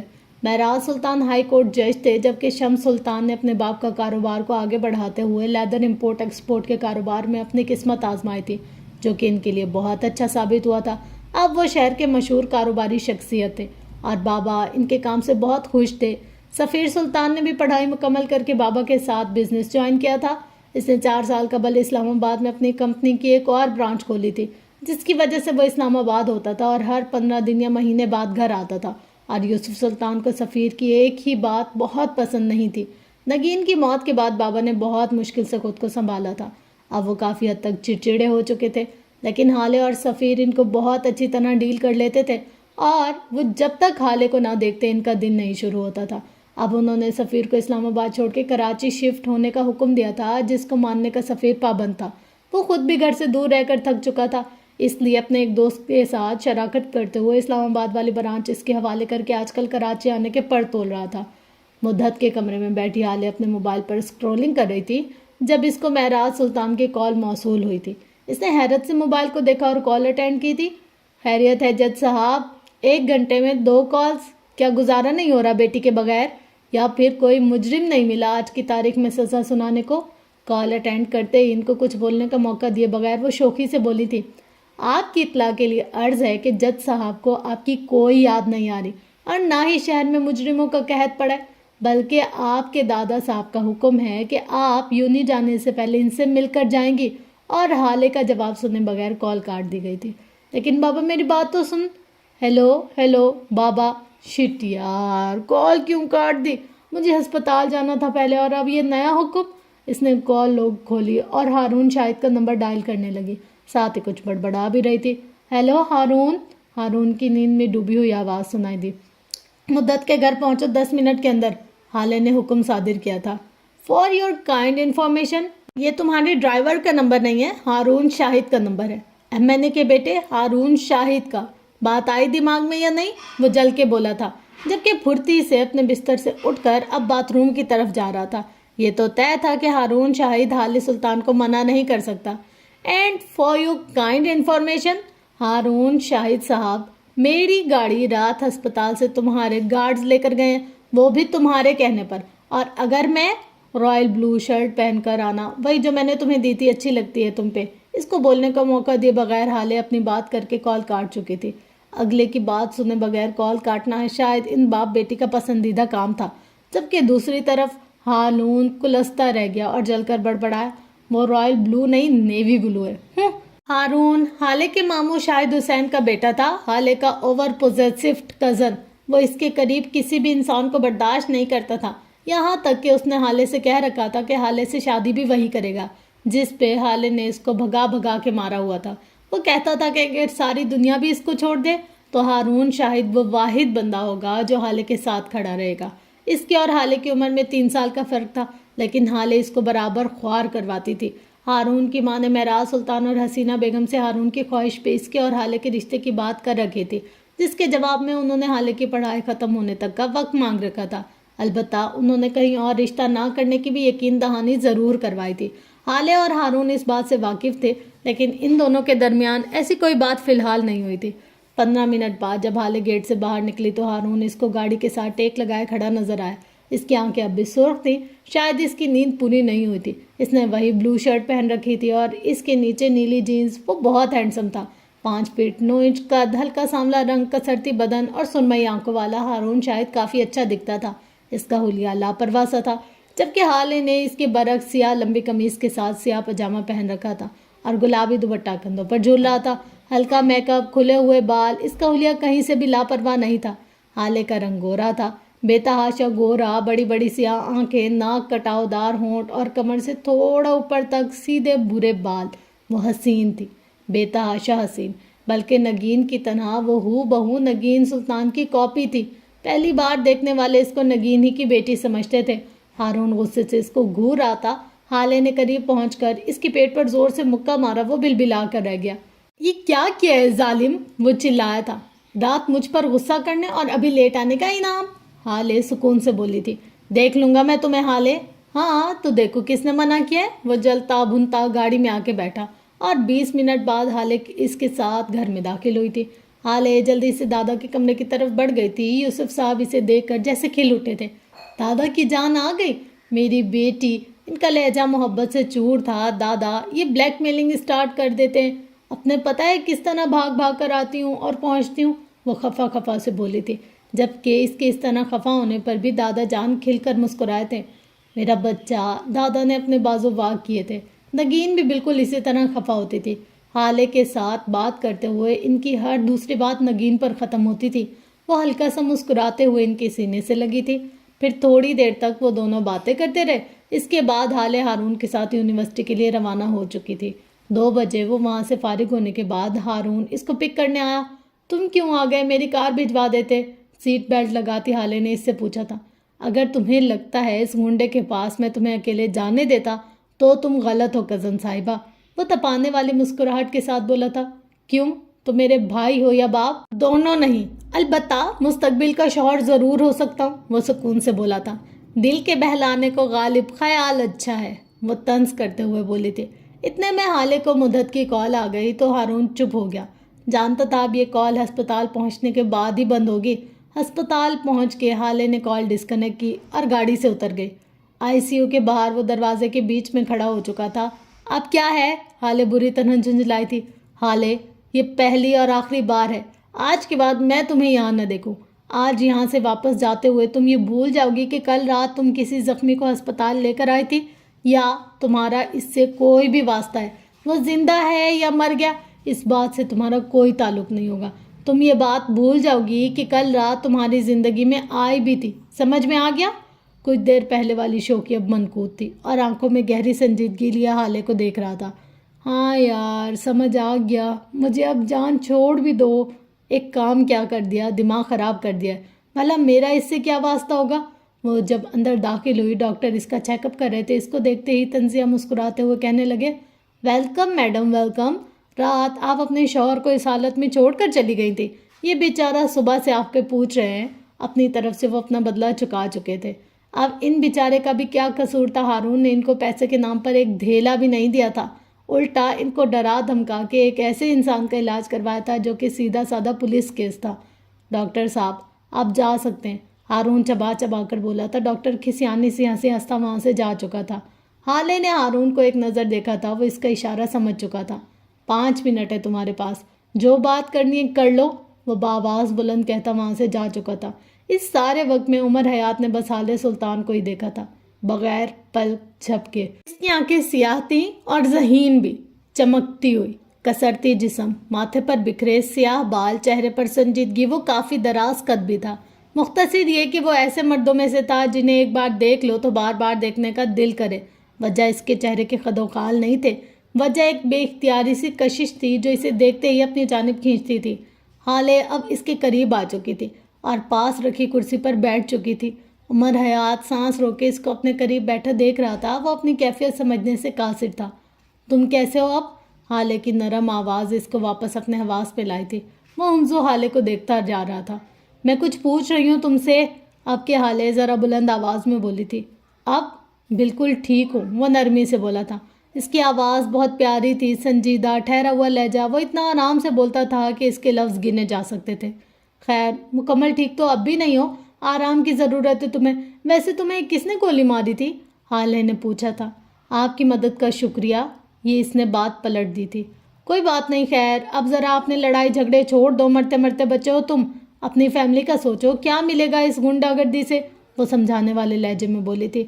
ایک گولی میرے پیٹ کو چھو کر گزری تھی اور ایک گولی میرے بازو میں لگی تھی، میں مرتا نہیں، دونوں زخم گہرے نہیں تھے اور میری کوئی فیملی نہیں ہے، وہ نارمل لہجے میں بولتے گویا حالے کے علم میں اضافہ کر گیا تھا۔ حالے کے تو سر پر لگی، تلوں پہ بجھی۔ مطلب میں پاگل ہوں جو تمہیں اتنی مشکل سے یہاں آ کر علاج کروا رہی ہوں، پوری رات تمہارے لیے پریشان رہی، ڈاکٹر کی اتنی منتیں کہ اپنے دوست کو پریشانی میں ڈالا، پورے 2 کلو خون نکال لیا ان ڈاکٹر سے میرا، اور تم کہہ رہے ہو تم کون سا مر جاتے؟ حالے جب بولنے پر آتی تو غصے سے بولتی ہی چلی گئی۔ آپ کو میری وجہ سے زحمت ہو، اس کے لیے معافی چاہتا ہوں، وہ سکون سے بولا تو حالے ذرا ٹھنڈی ہوئی تھی۔ خیر اب تم جو مرضی کرو، میں تمہیں آخری بار دیکھنے آئی تھی اور اب میں چلتی ہوں، تمہارے سب بلز پے ہو چکے ہیں، اپنا خیال رکھنا، اللہ حافظ۔ کل رات آپ ڈر کیوں گئی تھی؟ اس نے جیسے عجلت میں ایک بے تکا سوال کیا تھا، شاید وہ اسے مزید روکنا چاہتا تھا۔ کوئی بھی نارمل انسان کسی آدھی رات کے وقت سڑک کے بیچوں بیچ خون میں لت پت دیکھ کر ڈرے گا ہی۔ حالے باہر جاتے قدم اس کی آواز پر تھمے تھے۔ میں ڈری نہیں، اس نے مڑے بغیر جواب دیا۔ تو پھر آپ نے جانے کی کوشش کیوں کی تھی؟ اس نے ایک اور سوال کیا۔ میں دراصل کسی کو تکلیف میں دیکھ نہیں سکتی، مجھے برا لگا، مجھے اس کی تکلیف فیل ہوتی ہے، بس اس لیے۔ کیا آپ کل پھر آئیں گی مجھے دیکھنے؟ وہ جلدی جلدی سوال کر رہا تھا۔ اس نے پوری طرح گھوم کر مقابل کو گھور کے دیکھا۔ کیوں؟ تم میری خالہ کے بیٹے لگتے ہو جو روز روز پہنچ جاؤں ملنے، اتنی مشکل سے تو آج آئی ہوں۔ لاڈ صاحب کے نخرے تو دیکھو۔ آخری فقرہ زیر لب ادا کیا۔ ویسے ایک بات بتاؤ، تم اتنے کمزور دل دکھتے تو نہیں ہو کہ ہسپتال نہ جا پاتے یا کسی کو کال کرنے کی ہمت خود میں نہیں پاتے، تو پھر کیوں تھے وہاں؟ اور ابھی تم نے کہا کہ گولی تمہیں چھو کر گزری تھی، تم مرتے نہیں، تو پھر مجھ سے یہ کیوں کہا تھا میں جینا چاہتا ہوں؟ حالے نے تجسس کے مارے پوچھا تھا۔ میں نے کہا تھا میں مرتا نہیں، مطلب میری سانسیں چلتی رہتی، لیکن میں جی نہیں پاتا اگر آپ چلی جاتی۔ وہ بہت نارمل لہجے میں بولا تھا۔ اس کی اس لہجے میں کچھ بھی ایسا نہیں تھا کہ غور کیا جائے۔ ان دونوں باتوں میں بھلا کیا فرق ہوا؟ حالے حیران تھی۔ جب ہم اگلی بار ملیں گے تب بتاؤں گا، وہ اس کو دیکھتے ہوئے بولا تھا۔ نہیں، ہم نہیں ملیں گے۔ اسے غلط لگتا تھا۔ عمر نے کچھ کہنے کو منہ کھولا ہی تھا کہ ہارون اندر داخل ہوا۔ اسے آتے دیکھ کر حالے نے آخری نظر عمر کو دیکھا تھا۔ اس کی سیاہ آنکھوں کے نیچے ہلکے پڑ گئے تھے، ہونٹ پپڑی زدہ لگ رہے تھے، شاید اس کا کافی خون بہہ گیا تھا۔ حالے کو اس پر بے اختیار ترس آیا تھا، لیکن پھر وہ بغیر کچھ کہے ہارون کے ساتھ دروازہ پار کر گئی تھی۔ عمر اس کو جاتے دیکھتا رہا۔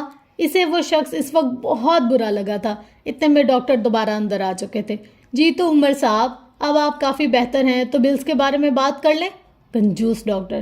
جی ضرور، بلز کے ساتھ ساتھ پچھلے ہفتے لائی جانے والی مہام فیروز کی بھی بات کر لیتے ہیں، جن کا نوزائیدہ بچہ آپ نے اپنی بھانجی انم رحمان کو دے کے ان کی مری ہوئی بچی فیروز صاحب کو یہ کہہ کر تھما دی کہ ان کا بچہ ماں کے پیٹ میں ہی مر گیا تھا، وہ بھی ہسپتال لانے کے 2 گھنٹے پہلے۔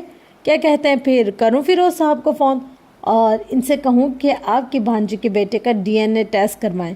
وہ ایسے بات کر رہا تھا جیسے ڈاکٹر کو کسی فلم کی کہانی سنا رہا ہو۔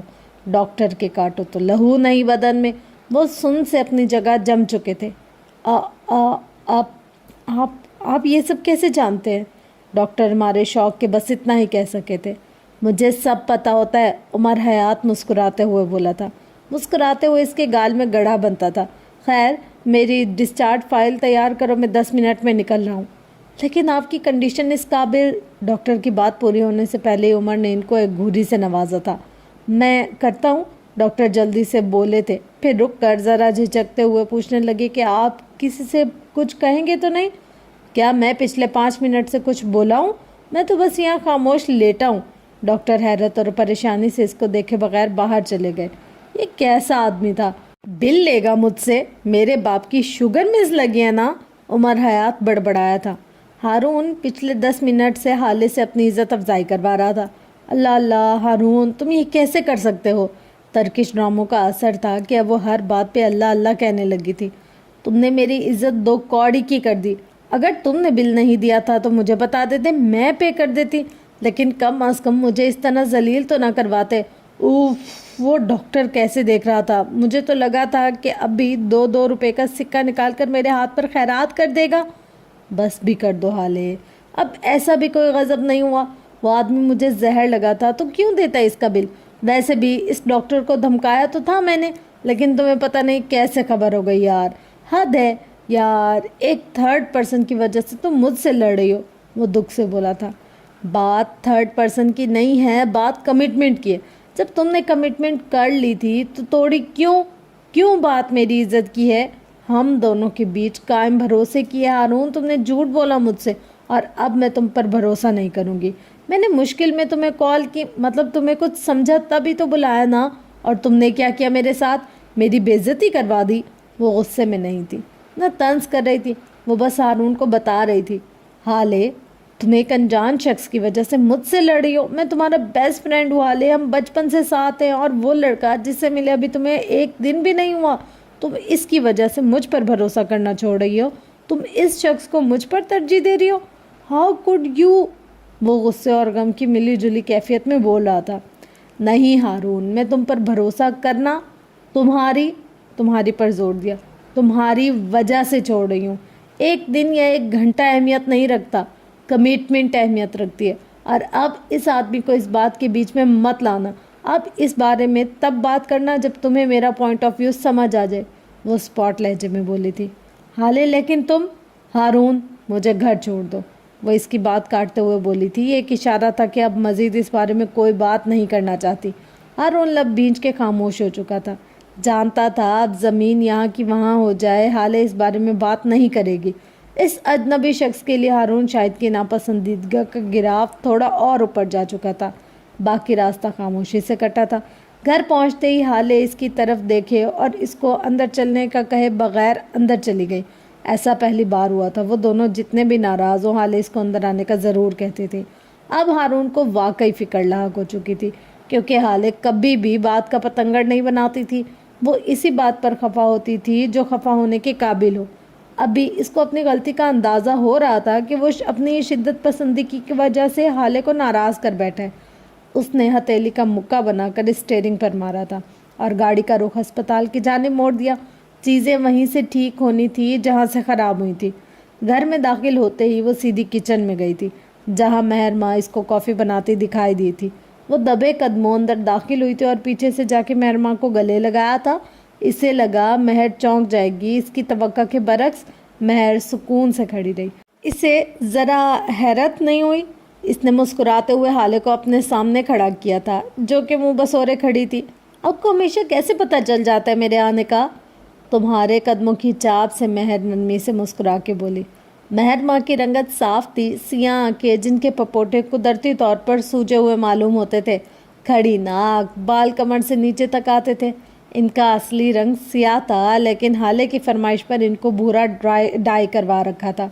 वो कद में हाले से 4 इंच बड़ी थी। दुबली पतली सी महर माँ ज़्यादा खूबसूरत नहीं थी, लेकिन पुरकशिश थी। इसने साइकोलॉजी में मास्टर कर रखा था और अपने सब्जेक्ट में गोल्ड मेडलिस्ट थी। 2 साल एक निजी इदारे में जॉब करने के बाद इसने बिला वजह जॉब भी छोड़ दी थी। कदमों की चाप, लेकिन वो तो सबकी एक जैसी होती है। नहीं तो जिस तरह रंगों के रंग, कद, बाल, शक्ल एक जैसे नहीं होते, इसी तरह इनके कदमों की चाप भी एक जैसी नहीं होती, वो भी मुख्तलिफ होती है। हर किसी के कदमों की चाप इसकी शख्सियत के मुताबिक होती है। वो अपनी इसी नरम सी मुस्कुराहट के साथ बता रही थी जो इसका खासा थी। अच्छा तो ये बात है, चलें फिर बताएं मामा की चाप कैसी है? बावकार, महर झट से बोली। हारून की? इसकी चाप ऐसी है जैसे किसी बंदे के पीछे पुलिस लगी हो। साथ हंसी थी। सफ़ीर की? वो सवाल पे सवाल कर रही थी। दिल रोक देने वाली बेख्तियार इसके मुंह से फिसला था। क्या क्या दिल रोक देने वाली? वो भला कैसे? इसका अंदाज तफ्तीशी था। मेरा मतलब था कि जब भी आता है इतने गुस्से या उजलत में आता है कि बंदे का दिल ही रुक जाए। क्या अब क्या गुनाह हो गया हमसे? इसने बात संभाली थी। अच्छा यही बात है ना? वो गोया अब भी शक में थी। लो और भला क्या बात होगी? महर हल्के फुल्के लहजे में बोली थी। खैर मुझे खाना दे दे, भूख लगी है। हाले ने गोया इस बात पर मट्टी डाली थी। हाँ तुम चलो, मैं आती हूँ, महर ने कहा था। खाना खा के मामा के कमरे में जा चुकी थी। अब वो इनकी गोद में सर रखे लेटी थी। बाल देखो कितने रूखे हो गए हैं, उन्होंने टोका था। आप ही के बालों से तो अच्छे हैं, वो माँ को चिढ़ाने को बोली थी। जानती थी हसीना बेगम मेहर के बारे में एक लफ्ज़ नहीं सुनेगी। मामा के कपड़े निकालती महर इसकी चालाकी समझ चुकी थी, तभी अपने काम में मगन रही और मुड़ के देखने की जहमत तक नहीं की थी। परे हटो, मेरी बच्ची के खिलाफ एक लफ्ज़ नहीं सुनूंगी। उन्होंने हाले की कमर पर धमोका जड़ा था। उफ जालिम हसीना, ये क्या कर दिया? वो इनकी गोद से उठते हुए मस्कीन शक्ल बनाकर बोली थी। कपड़े निकालती महर भी इसकी अदाकारी पर हंस दी। माँ को नाम से बुलाती है, रुक ज़रा। हसीना बेगम ने जूती की तलाश में नज़रें दौड़ाई थी और जल्दी कामयाब हो चुकी थी। इनका इरादा समझती हाले छपाक से कमरे से बाहर भाग चुकी थी और हसीना बेगम का फ्लाइंग चप्पल कमरे के अंदर आते हसन सुल्तान के सीने पर लगा था। वो बेचारा बौखला ही तो गया। यार अम्मा, आपके फ़िज़ाई हमले कब ख़त्म होंगे? वो मुंह बनाकर बोला था। अरे मेरा बच्चा, मुझे क्या पता कि तुम अचानक से आ जाओगे। मैं तो इस हाले कम बखत को मार रही थी, वो इसको पिचकारते हुए बोली थी और अपने बाजू वाह करते हुए। आजा मेरा बेटा। अम्मा बुरी बात है, कम बखत नहीं कहते किसी को, वो इनके गले का हार बनते हुए बोला था। हाले और हसन महर के बरक्स माँ को ज़्यादातर अम्मा बुलाते थे। चल आया बड़ा मुझे सिखाने वाला, वो खफकी से बोली थी। इसको हुंजो अपने सीने से लगा रखा था। हाले और महर अब तक इसको जूता पड़ने पर हंस रही थी। ओए हसन गुलाम, वो इसका नाम बिगाड़कर सुल्तान को गुलाम कहती थी। किधर आवारा गर्दी कर रहे थे तुम? कल से मैं 2 बार घर आई हूँ लेकिन तुम नहीं थे। पहली बात ये कि मेरा नाम हसन सुल्तान है, और दूसरी बात मैं लड़का हूँ और तुम लड़की। तुम्हें बताने का पाबंद नहीं हूँ। अलबत्ता तुम मुझे ये बताओ कि तुम मुद्दत के घर मेरी इजाज़त के बगैर कैसे रुकी? वो इसको तपाते हुए बोला था। तुम्हें तो मैं अभी बताती हूँ। वह जारहाना तेवर लिए इसकी जानिब बढ़ी थी। इससे पहले कि जंग अजीम सोम शुरू होती, महर ने बच बचाव कराते हुए हाले की तवज्जो इसकी आज रात की फंक्शन पर पहनने वाले सूट की जानिब दिलवाई थी। हाले, ये देखो, इसके बॉर्डर पर काम इधर कितना उधड़ा हुआ है। अभी वो फिक्रमंदी से बोली ही थी, हाले इस वक्त हसन पर मट्टी डाले अपने जोड़े की जानिब मुतवज्जा हो चुकी थी। अल्लाह अल्लाह, ये क्या हो गया? अब मैं क्या करूँगी? आपने इसको वक्त पर क्यों नहीं चेक किया था? मैं छोड़ूंगी नहीं इस दुकान वाले को। वो सख्त गुस्से में आ चुकी थी। हसन कोई मैसेज देखते हुए कमरे से जा चुका था। हाले कोई बात नहीं, तुम मेरा कोई दूसरा सूट पहन लेना। महर बड़े आराम से हल बता रही थी। ना तो बीबी, तुमने अपनी आंखें उधार दे रखी थी, किसी को खुद देख लेती। अम्मा यार, मैं गम में हूँ, वो रूहानी सी बोली थी। कोई गम में नहीं, ना शुक्री हो तुम, वो बड़बड़ाई थी। आपी, ये थीम वेडिंग है, सब लड़कियां शॉकिंग पिंक पहन रही हैं। मेरे पास बस यही एक सूट था इस कलर का। वो सर पकड़े बैठ चुकी थी। हसीना बेगम हाले को अपने हाल पर छोड़कर किचन की तरफ चली गई थी कि रात का खाना तैयार करवाना था। लेकिन हाले, ये तो मटजंडा है, वह हैरत से बोली थी। दरअसल हाले को रंगों के सही नाम नहीं आते थे। हाँ, आप मेरी तस्सीह करवाएं, मसला ना हल कीजिएगा। वो पैर पटकती वहाँ से निकल गई थी। पीछे महर माँ गहरी सांस भर के रह गई। एक तो रात की नींद नहीं पूरी हुई थी, दूसरी हारून से नाराज़गी, और तीसरा इसका जोड़ा ख़राब हो चुका था। आज का दिन ही ख़राब था। मुद्दत की मेहंदी का फंक्शन इसके घर के लॉन में ही अरेंज किया गया था। चूँकि ये थीम वेडिंग थी, सो सब ने इसी लिहाज से लिबास पहन रखे थे। हाले ने ग्रीन सादा सूट के साथ शॉकिंग पिंक कामदार दुपट्टा पहन रखा था, जो कि इसने अपने जहेज के कपड़ों से निकाला था। ये बात अम्मा को पता नहीं थी। हाले बाल कट करके गले छोड़ रखे थे और मूड सा खराब था। इसके बरक्स मेहरमा ने शॉकिंग पिंक शॉर्ट शर्ट के साथ ग्रीन दुपट्टा ओढ़ रखा था और बहुत अच्छे मूड में थी। हसन और मेहरमा किसी फैमिली के साथ खुशखपियों में मसरूफ़ थे। मेहरमा ने कई बार इसको बुलाना चाहा, लेकिन बेसुध। अब वो मुंह सुजाए एक कोने में अलग थलग बैठी थी। हारून के रात वाले रवैये के बारे में सोच ही रही थी जब हारून ने दूर से इसको वहाँ बैठे देखा था। वो कदम कदम चलता इसके पास जा रहा था। वो इसके करीब पहुँच के इसके साथ जुड़कर बैठ चुका था। हाले इसकी मौजूदगी महसूस कर चुकी थी, दिल में खुश भी हुई थी, मगर जाहिर नहीं होने दिया था। अब भी नाराज़ हो? नरमी से पूछा गया था। वो सीधा पॉइंट पर आया था, मगर जवाब न दार। आई एम सॉरी हाले, रियली सॉरी, मुझे ये नहीं करना चाहिए था यार। बस मैं गुस्से में था, मुझसे बात तो करो यार, ऐसे तो मेरा दम घुट जाएगा। वो जैसे बेबसी से बोला था, मगर वो अब भी खामोशी से गर्दन मोड़े हसन को किसी लड़की से बात करते देख रही थी। इसको तो देख लूँगी। हाले, मुझे बस तुम्हारा इस तरह फ़िक्र करना अच्छा नहीं लगा था। हुंजो खामोशी। हाले यार, कुछ तो बोलो। वो अब भी खामोश थी। और फिर अचानक हारून उठा और पूरे कद के साथ इसके सामने घुटनों के बल बैठ गया था। अल्लाह अल्लाह हारून, क्या कर रहे हो? उठो, सब देख रहे हैं। वो बौखलाते हुए बोली थी। यार, मैं समझ गया हूँ, अब ऐसा नहीं होगा कभी। आई रियली सॉरी, प्लीज़ माफ़ कर दो। हाँ, क्या माफ़, अब उठो। वो इसको बाजू से पकड़ते हुए बोली थी। हारून खुलकर मुस्कुरा दिया था। महर माँ, जो कब से इन दोनों को ही देख रही थी, अब इनके करीब आ चुकी थी। हारून, ये सब क्या था? इसने आते ही संजीदा लहजे में सवाल किया था। हारून ना समझी से इसको देखने लगा था। हाले भी अपनी बहन को देख रही थी। अभी क्या हो गया? यहाँ कितने सारे लोग हैं, अंदाज़ा है क्या सोचते होंगे वो तुम दोनों को? अकल है या नहीं? इस वक्त शादी में तुम लोग आम लोग नहीं हो। सब जानते हैं कि तुम हाई कोर्ट जज महराज सुल्तान की बेटी हो, और तुम अब इसका इशारा हारून की तरफ था, तुम MNA शाहिद हुसैन के बेटे हो। कोई होश है तुम दोनों को? ये पब्लिक प्लेस है, तुम दोनों का घर नहीं। यहाँ अगर 100 दोस्त हैं तो 1000 मुखालिफ भी हैं। वो इनको टपटते हुए बोली थी। तुम क्या कर रही हो यार? हम दोस्त हैं। ये मुझसे नाराज़ थी और मैं इसको मना रहा था, बस। और मुझे लोगों की कोई परवाह नहीं है। हारून गुस्से से बोला था। इसे मेहरमा का ये अंदाज़ अच्छा नहीं लगा था। हारून, आराम से, हाले ने तंबीह की। तुम्हें नहीं होगी, लेकिन मुझे है, इसीलिए मैं अपनी बहन को लेकर जा रही हूँ। और तुम देख लो, आसपास बहुत लड़कियाँ होंगी। इनके कदमों में जाके बैठो और बनाओ स्कैंडल।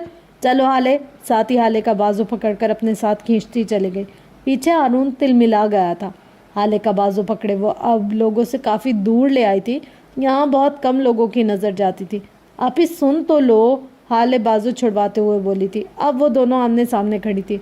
तुमने मुझे बहुत मायूस किया है हाले, मेहरमा दुख से बोली थी। आप ही आइंदा ऐसा नहीं होगा, हाले शर्मिंदा सी बोली। तुम्हें अंदाज़ा भी है कितने लोग देख रहे थे, आइंदा ऐसे नहीं होगा आप ही, हाले ज़ोर देकर बोली थी। मुझे तुम्हारी परवाह है हाले, मैं नहीं चाहती कोई तुम्हारे बारे में गलत बात करे। और यहाँ हाले ने मेहर को गले लगा लिया था और इसके कान के पास यकीन दहानी करवाई थी। आइंदा ऐसा नहीं होगा। मेहरमा ने एक गहरी सांस खारिज की थी और हाले को नरमी से खुद से दूर किया था। चलो मिसेस जिब्रान तुम्हारा पूछ रही है कब से, और इसको लेकर आगे बढ़ गई। हारून दूर से इन दोनों को मुस्कुराते हुए देखता रहा और फिर खामोशी से एक टेबल पर बैठ गया। इसका मूड सा खराब हो चुका था। खाना घुल गया था। हाले और मेहरमा अपनी प्लेट में खाना निकाल रही थी कि अकब से आती हारून की आवाज़ पर एक साथ मुड़ी। आई एम सॉरी, वो शर्मिंदा सा बोला था। महर ने हसन को देखते हुए आइंदा ख्याल रखना कहकर बात ख़त्म कर दी थी। हसन होंकों की तरह सबको देख रहा था। कोई मुझे भी बताएगा यहाँ क्या चल रहा है? बिलाखिर इसने पूछ ही लिया। तुम तो चुप ही रहो गेंडे, हर बात इस हसन गुलाम को बताओ, जैसे हमें कोई और काम ही नहीं है। हाँ, हाले इसको तपाते हुए बोली थी। महर और हारून दिलचस्पी से ये जंग अजीम देख रहे थे और वो तब भी गया था। तुम तो जैसे मलका हो ना कहीं की। गेंडा मैं हूँ तो तुम क्या हो? ज़रा प्लेट देखो अपनी। तुम्हें तो बेटा देख लूँगी। ये सारे गुड़ तुम इस पर कटी कबूतरी से सीख के आए हो ना, जिससे अभी बात कर रहे थे। आप देख रही हैं ना इसको, मेरी दोस्त के बारे में कैसे बात करेगी? हसन ने गोया दुहाई दी थी। हाले खबरदार, जो मेरे भाई की दोस्त को कुछ कहा तो जो कहना है, जितनी बेइज्जती करनी है मेरे भाई की करो। महर मुस्कुराहट दबाकर बोली थी। हारून भाई आप ही कुछ बोले।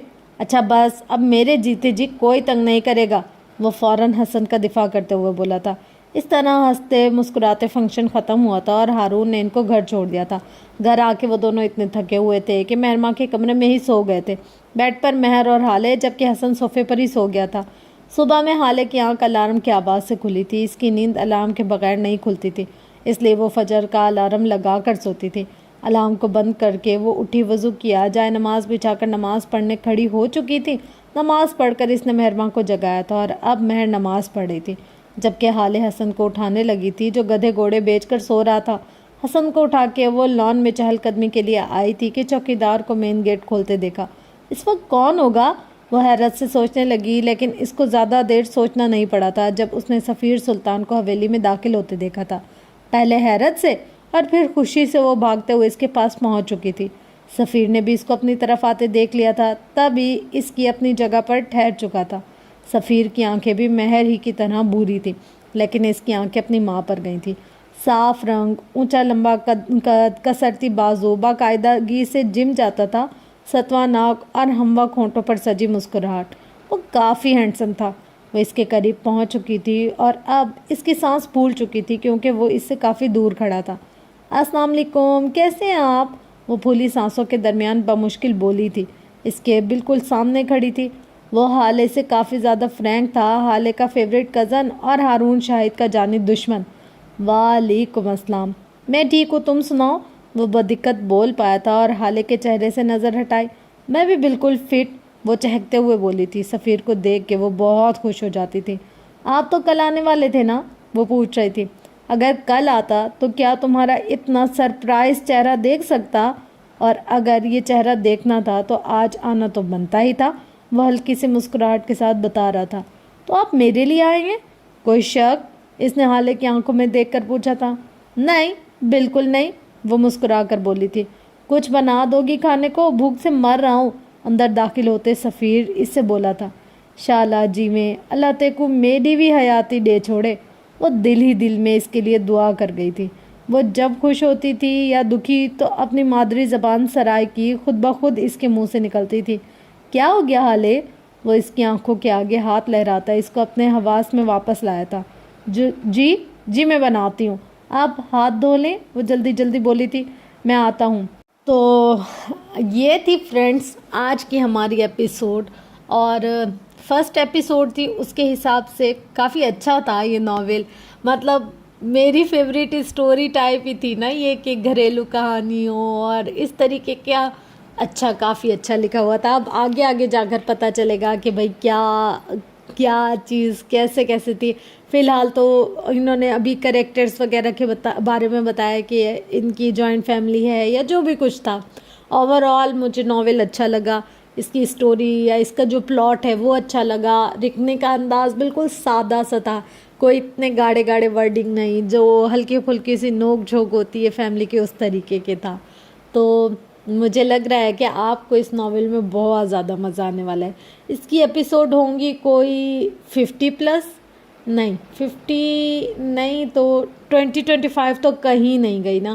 اتنی ایپیسوڈ ہوں گی تو آپ نے ان سارے ایپیسوڈ میں میرے ساتھ رہنا. تھوڑا سا لینتھی ناول ہے پر ہے کافی اچھا, مطلب اچھا لکھا ہوا ہے, سادہ بہت. کوئی جو ایک سلیس اردو ہوتی ہے نا, وہ جب سننے والے قارئین بھی سنتے ہیں تو ان کے لیے بھی مشکل ہوتی ہے, اور جو پڑھنے والے ہوتے ہیں ان کے لیے تو خاص طور پر.